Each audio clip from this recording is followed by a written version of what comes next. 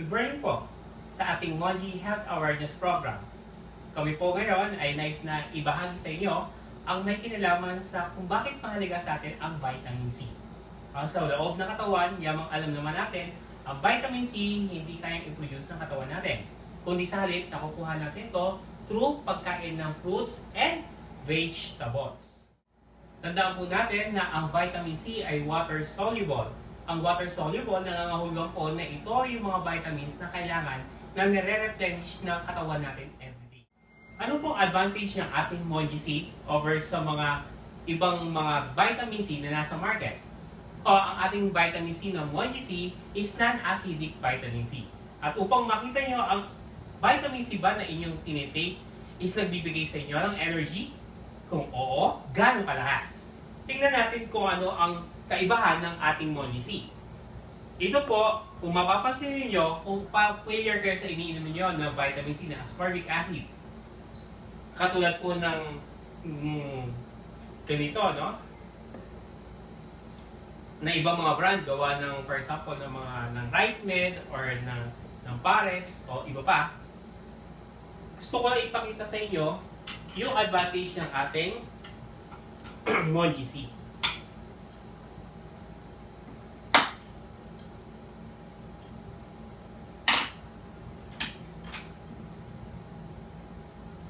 Ito po ay gawa sa tablet form, kaya kailangan po natin durugin upang sa gayon, mas mabilis siya na matunaw. At tingnan natin kung paano ito ay mabilis ba in terms na kung ito ay ma-absorb ng katawan natin. And of course, gusto ko rin ipakita sa inyo kung ano ang kaibahan at advantage ng ating Monji C compare sa mga ascorbic acid. Ito naman po, ilagay natin sa another glass.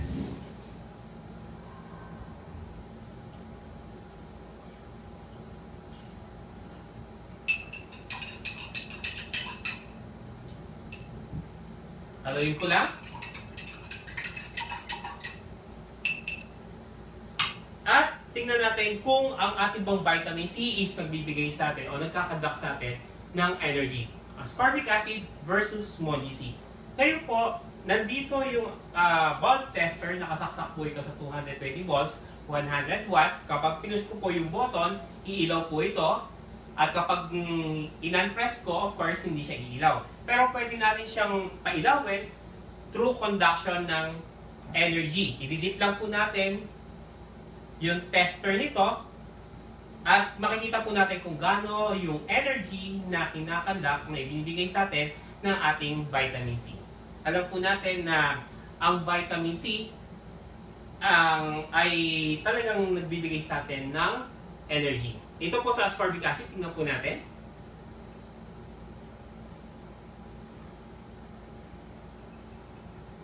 Malakas po ba? Mahina? Sa nakikita po ninyo, medyo mahina, no? Yan, medyo mabagal. Malakas ba? Mahina. Mahina, tama po kayo. No? Sapagkat ang ascorbic acid, nagbibigay lang po sa atin ng 25% ng vitamin C. And the rest, yung 75%, is flush out na po ng katawan natin. Kasi meron gumagamit po sila ng mga binders o mga fillers o ang iba tinatawag itong extenders. No? Para mabuo yung tableta, kailangan na parang may flour, no? O harina, para mabuo yun. And ang ating pong Monji C, hindi po kailangan nun. Tingnan nyo po kung bakit. Yan po. Malakas po ba? Mahina? Malakas. No? Kasi ganun po, yung binibigay sa atin na energy ng ating Monji C, 96% ng vitamin C is na-absorb ng katawan, only 4% ang pina-flush out po ng katawan. Ulitin po natin, baka sabihin po ninyo, dinaya. Ito po yung ascorbic acid. Malakas, mahina? Mahina, no? Mabagal ang energy. Samantalang sa ating Monji C, ayan po, no? Malakas. And of course, sabi natin, ang vitamin C, of course, nagbibigay sa atin ng energy, pero kung papansin natin, kung marami tayong ginagawa sa maghapon, na mabawasan yung ating energy. No? Kaya pag mas marami yung load mas marami rin ang energy na lumalabas sa atin. Kaya para makita natin kung ang, for example, ito, additional load tayo sa electric fan, isaksak po natin din ito doon sa outlet na ito. Pag prines ko, mapapa-ilaw at the same time, mapapaikot yung electric fan. Now, same process, tingnan po natin kung ang ating vitamin C is magbibigay sa atin ng energy. Ito po, yung ascorbic acid. Kung kanina medyo mabagal na yung naibigay niya, ngayon nagkaroon ng additional load, mas lalo pong bumagal, no? Yung bato ng energy, hindi niya mapaandar, hindi rin niya, unti-unti, umiilaw yung bulb. No? Pero ano bang advantage ng ating Moji-C? Tingnan po ninyo. Ayan po yung ating Moji-C. Kaya masasabi ko na talagang the best na gamitin ang ating Moji-C, yung ang bilis ng absorption nito sa ating katawan.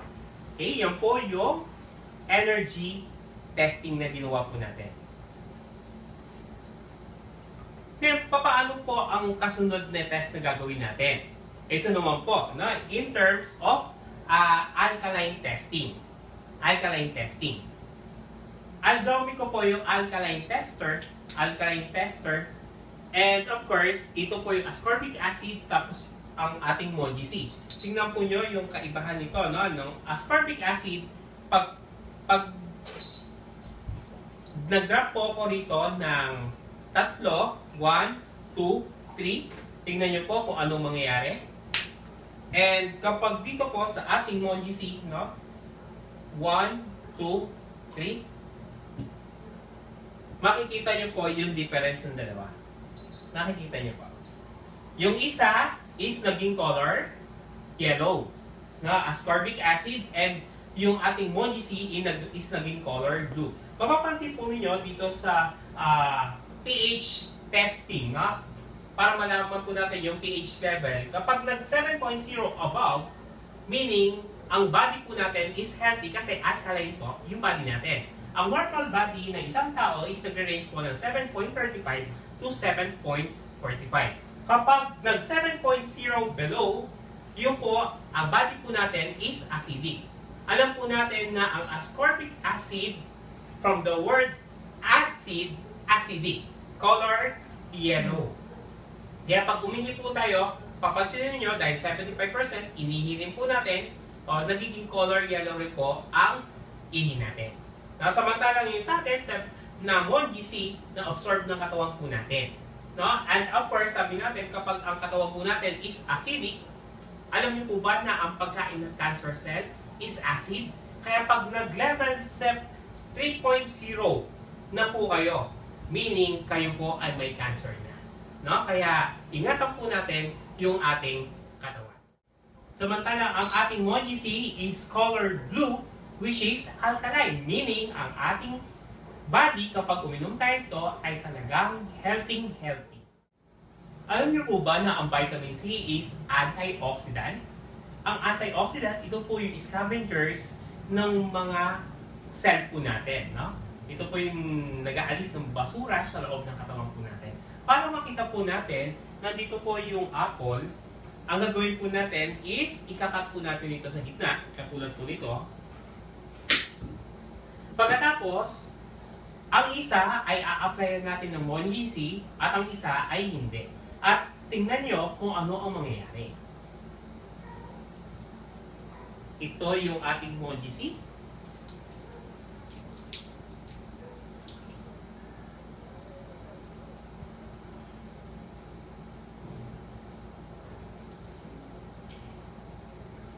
Applyan natin to.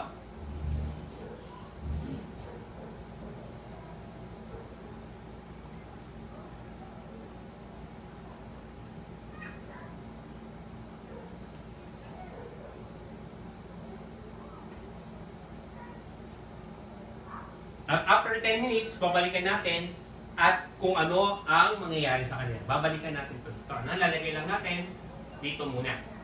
Okay? Ang nasa right, ang may Moji-C at isa na nasa left ay yung wala. Kanina, ang i-demo natin is ascorbic acid versus sodium ascorbate. What if parehas na nasa market na sodium ascorbate? Tingnan natin kung bakit sabihin natin na mas maganda pa rin ang ating Mongi-C. Of course, nandito yung brand, ilagay natin sa pangalang MX, no?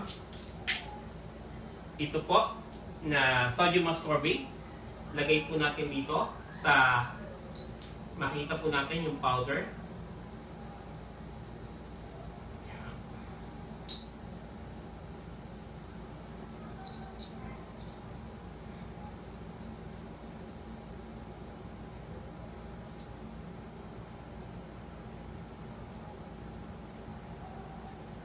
Ito po yan. Tapos, yung kilalang-kilala na brand ng sodium ascorbate, na letter F, no? Brand F.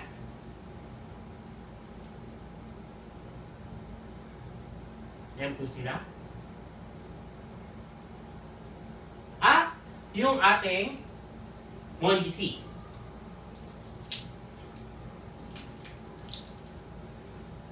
Ito po, yung Mongi-C.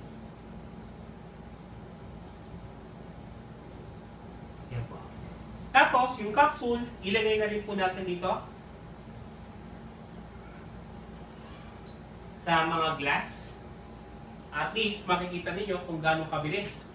Kung sino ang mas mabilis na matunaw in terms of capsule.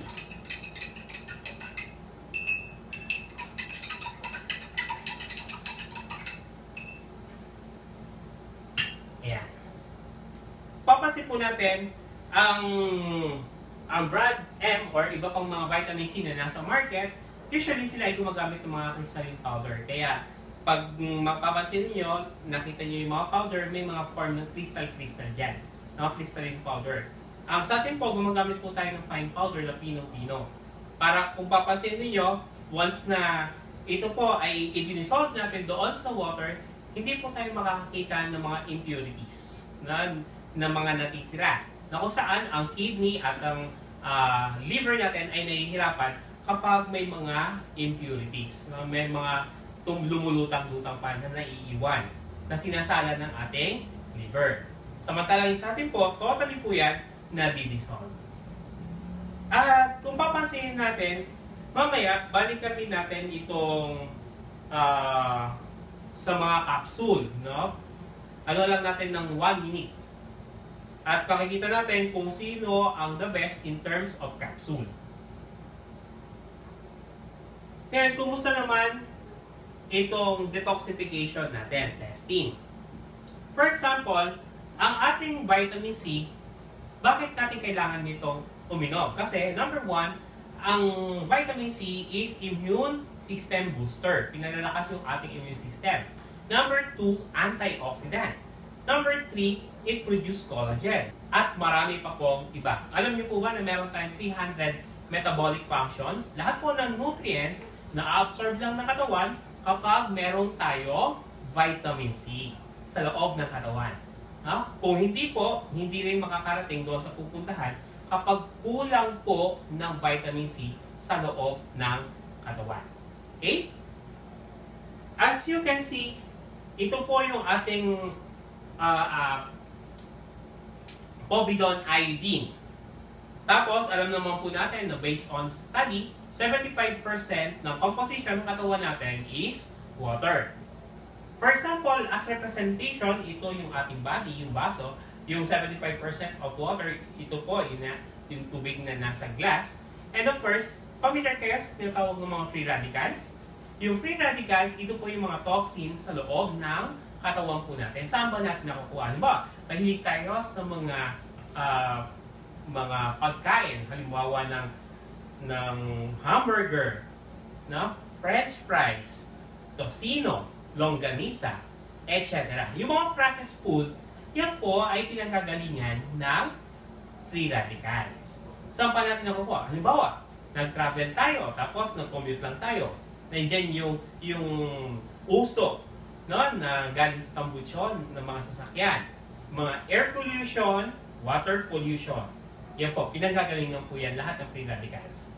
Yung mga chemicals na nalalanghap po natin, pinanggagalingan din po yan ng free radicals, ng mga toxins sa loob ng katawan. Okay, ano pa? Ano pa ang cause nun? Lack of sleep. Kulang tayo lagi sa tulog. Lack of exercise. Hindi tayo nakakapag-ehersisyo. At ano pa? Ang pinakamalakas po ay tinatawag na stress. Saan tayo na-stress? Wala tayong pera. Totoo po yan. Ang lakas maka-stress. No? Tapos, nag-away si Mr., si Mrs., no? Nagtalo. O talagang nakaka-stress po yun. And of course, si Bunso,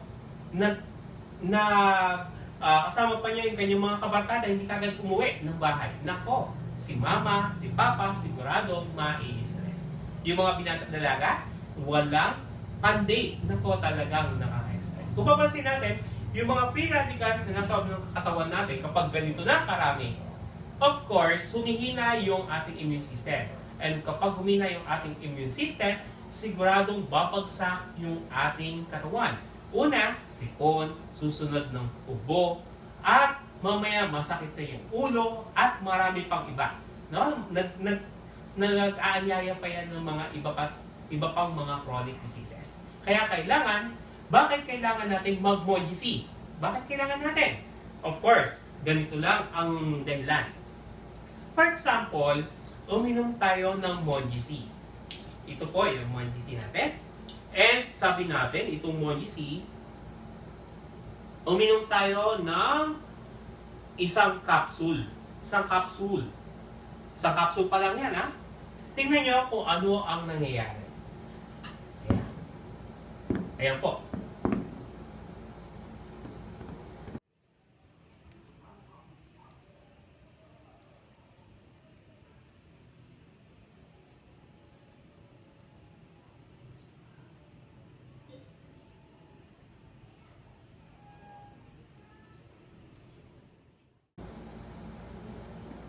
Nakikita natin yung mga toxins sa loob ng katawan po natin ay na-neutralize ng ating MOGC. Ayan po. Papansin po natin, ayan. Kaya for example, na-stress na naman tayo kasi pagkatapos natin uminom ng ating MOGC, ng ating non-acidic vitamin C, is naalala pa rin natin wala pa rin tayong pera. Walang pera, walang pera, walang pera. Papansin po ninyo, kayo po ay protektado na kasi kayo po ay uminom na ng MOGC. Kaya, laging tandaan, iinom tayo ng MOGC everyday. Ngayon, kung babalikan po naman natin yung ating apple, no? Ito po yun. 5 minuto pa nga lang po, pero mapapansin niyo na yung difference. Ito po yung apple na nasa kanan po, nilagyan natin ng MOGC, samantalang ito po yung apple, yung another half, na hindi po natin inaplayan ng MOGC. Papansin po natin, dito po, medyo, hindi na siya mukhang fresh, no? Ayun na po, parang ganito yung sa loob ng cells natin. Samantalang yung dito po, yung nasa kanan, fresh na fresh pa. Kaya for example, uminom tayo ng MOGC, ang ating balat, talagang sariwang-sariwa tingnan. No? Compare sa hindi nag-take ng MOGC. Kasi kung hindi po siya nag-take, sigurado ang skin niya madaling mag-dry, madaling tatanda. At kung babalikan natin yung capsule nito, papansin natin dito sa brown F, ito siya, anuin natin.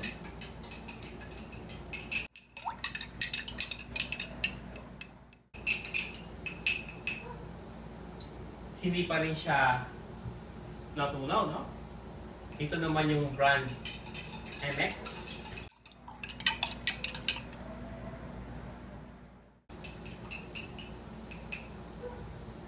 Yan, 2 piraso pa rin. At ito yung ating MOGC. Tingnan ninyo.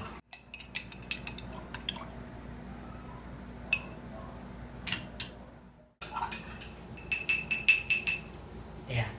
Durog na po siya. Na? Kasi po, Yung ating kapsula ng ating Monji C ay galing po sa 4th generation fruit vegetable capsules.